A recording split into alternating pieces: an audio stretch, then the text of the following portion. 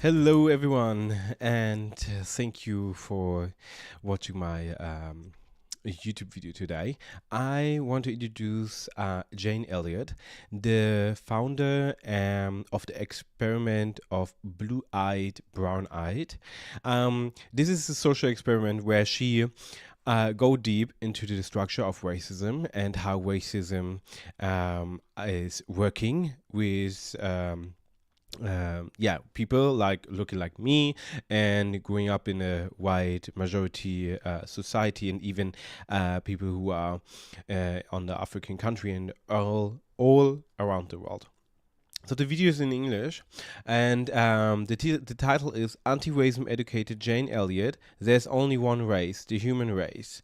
So, and it's an NBC news interview from her, and I really want to buy this book because I want to learn more about it, the social concept, how this happening, and how this affecting our our mind, the psychological way in this point, because you need to imagine if people, human beings, being demonized for centuries, what this is affecting us. And she will explain it a little bit here, and she will put her point of view here out, and I'm really happy about it, because I'm also really happy that I found her, because she made a really nice job.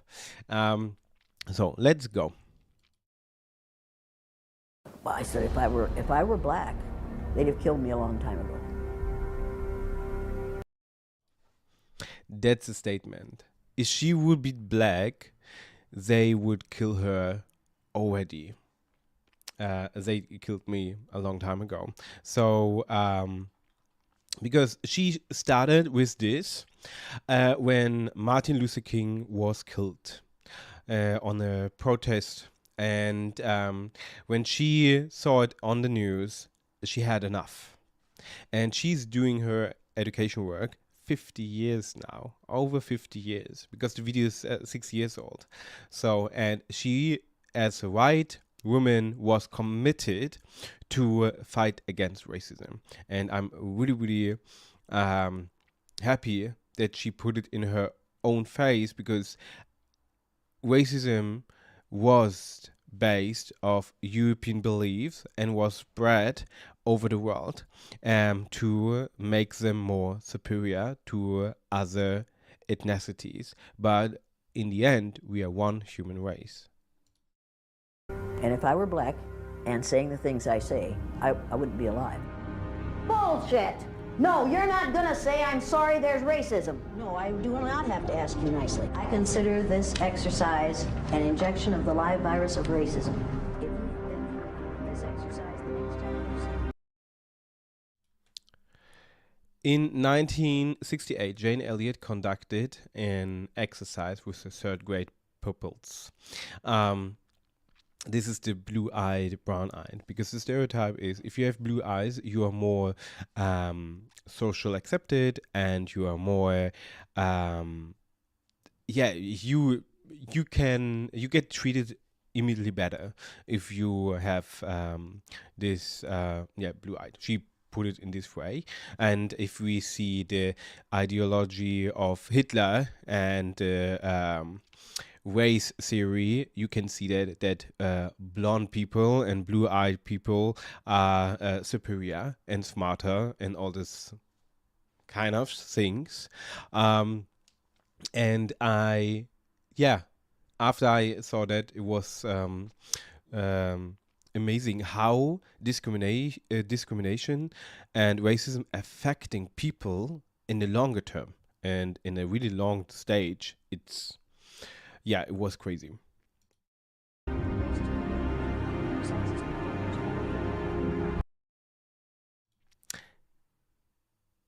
For one day, she ran her class as though the children with brown eyes were superior to children with blue eyes.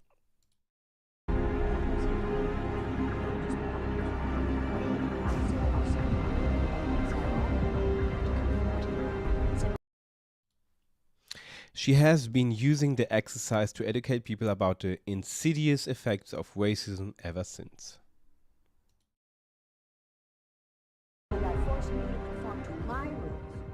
I watched my students become what I told them they were. I watched little wonderful brown-eyed white people become vicious, ugly, nasty, discriminating, domineering people in the space of 15 minutes. I watched brilliant little blue-eyed white Christian children become timid and frightened and angry and unable to learn in the space of 15 minutes. If you do that with a whole group of people for a lifetime, you change them psychologically. You convince those who... A lifetime. In my, I did a reaction video. It's in German, but you can, if you speaking another language, you can watch the video with automatic translation. Of course, there will probably some translation errors, but still the impact of the, how it's called, what they're talking and all that will be probably still reach you. So I recommend it to watch it or follow her and watch some experiment what she showed online as well. And this is the thing. It changed us psychologically.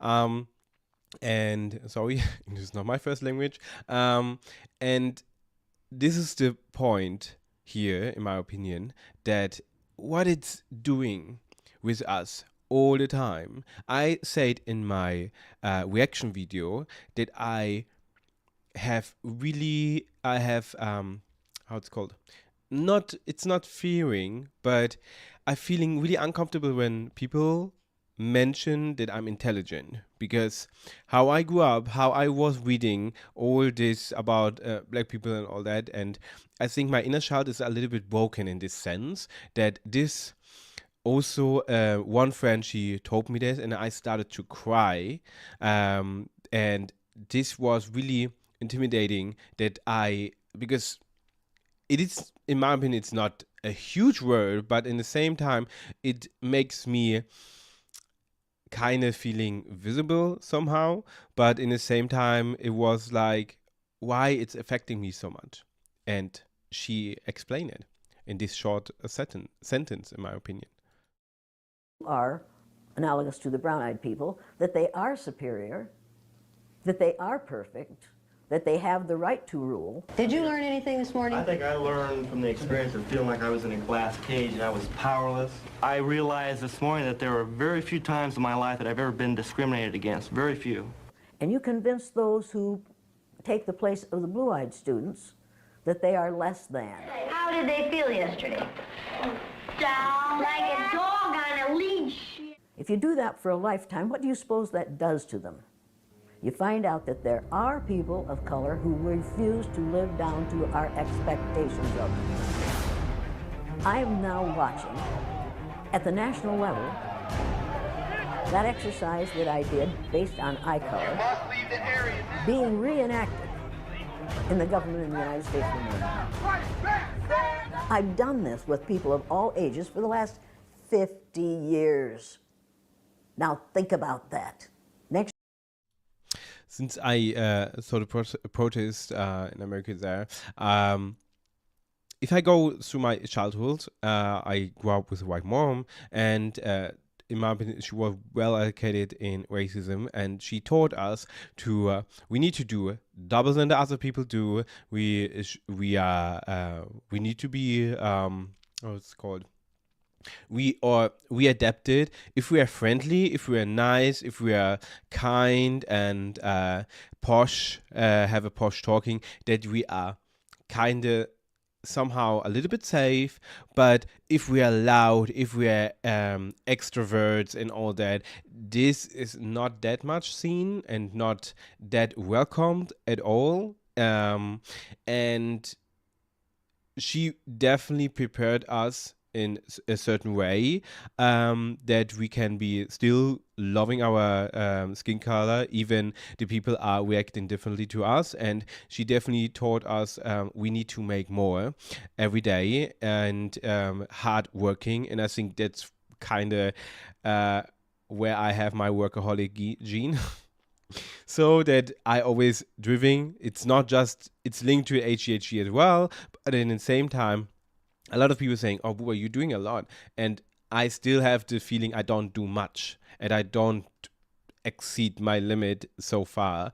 And but I think it's just how I grew up, that I need to do a double of work to become in a certain way visible for other people, especially when I doing YouTube. I think growing is really, it's a nice way, and it's really calm and how it's called, steady. But in the same time, I can see that I have a dark skin friend, a woman, and she just went viral this year, and she's doing these things 4 years now, or 5 years. And in the pandemic time, I saw lighter skin and white people doing the same, and they, I don't know, 6 months, and they went viral. So this is the huge gap we have, that we, if you're looking different, if you don't have a specific niche where you can go and what you're doing, you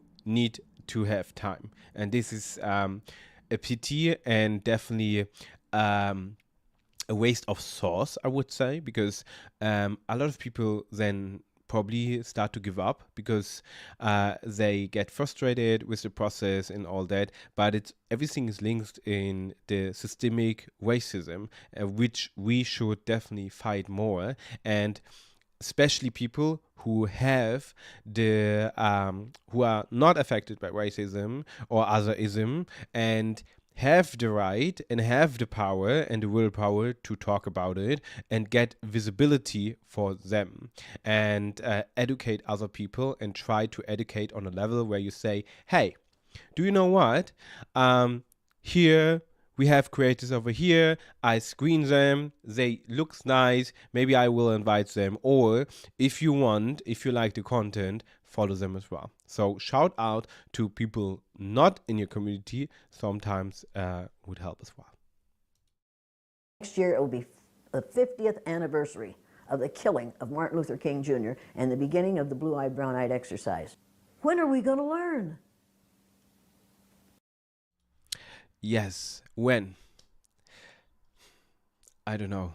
I have the feeling that we are repeating, and that we are not really getting far if we thinking that there was still some laws which was applying in America and over the world, where you are banished for segregation. So if you're going to a white place, that you get a charge if you're a black person, and that they need to have a revolution and going to white spaces, occupy them, and trying to fight for their same laws, what it was not applying last century. And this takes too much. It takes way too long, what we are experiencing, and that so many people are needed or so many people are get killed before we try to change. And I don't get that.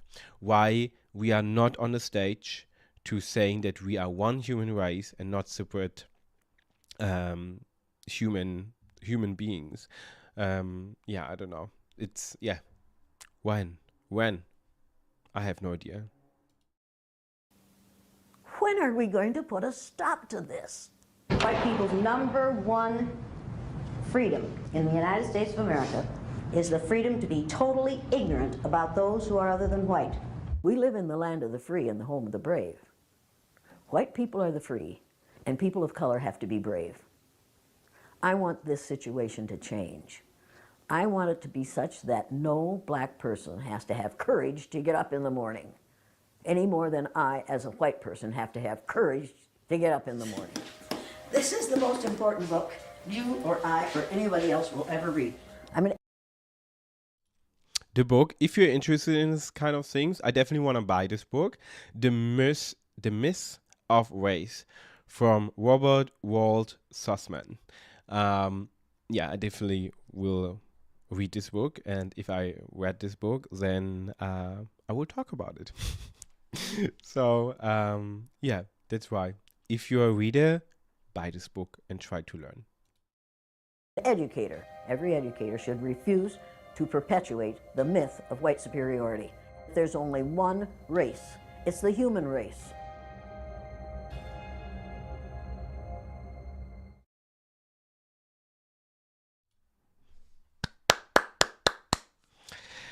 Yeah, this is a good statement and a short reaction because I wanted to introduce her, because if you're interested in social studies and race studies and all that, then I think this is a good point to learn and to try to understand, to become an ally for people of color, Black people, Indigenous people, because it is needed. It is right now so much needed because the world is going back to their awful roots, and I don't want to be in this world for this kind of people, because this is a pity, and it's crucial that we're going back to where Hitler came mighty, and we should all understand and educate ourselves and learn how this person, Jane Elliott, learned for herself and tried to find a way how we can change. And I think if we start to being more courage and more brave to step up for other people and have our civil courage back, we can change. But until nobody want to learn anymore, nobody want to read a book or listen to any kind of source where people who are affected by racism, sexism, homophobia, transphobia, ableism, we can't change, because it's need to be coming from your inner person that you want to change and do you want to have an impact in our society. That's from my side. Thank you very much for watching. Of course, if you like it, thumbs up. If you didn't subscribe me, I would appreciate it. It's for free if you like to. And of course, put your thoughts in the comments. I would appreciate, and it's always good for the algorithm to see here is something happening. What else? I think that's all. I wish you a wonderful day, a wonderful night. Anytime you're watching this video, make your coffee, make your tea, make your hot chocolate, and get cozy. Go out if the sun is out, or just want watch the rain, listen to the rain, and read the book, or chill and watch Netflix. See you, and bye-bye.